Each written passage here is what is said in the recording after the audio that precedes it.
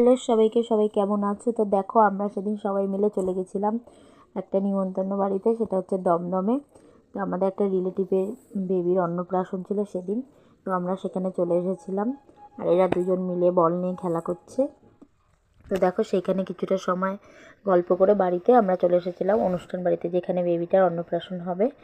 দেখো এই যে কিউট বেবি, কেমন লাগছে, খুব সুন্দর করে সাজিয়েছিল সেদিনকার। এই কিউট বেবির নাম হচ্ছে স্নিগ্ধ। তো ওর সাথে কতগুলো ফটো তুলে তারপর আমরা বসে পড়েছিলাম খেতে, কারণ আবার বাড়ি ফিরতে হবে। সেদিনে আমরা বাড়ি চলে এসেছিলাম। তো দেখো, খাবারে ছিল ফিশ ফিঙ্গার, ভাত, ডাল, আলু ভাজা, মাছ, মাংস, চাটনি, পাঁপড়, মিষ্টি সবই ছিল। আমরা খাওয়া দাওয়া শুরু করে দিয়েছিলাম। খেয়ে দিয়ে আবার বাড়ি চলে এসেছিলাম।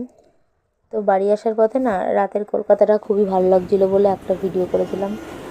ভালো লাগে রাতের কলকাতা দেখতে, খুবই সুন্দর লাগে। আর আমার মতো কার কার ভালো লাগে জানিও।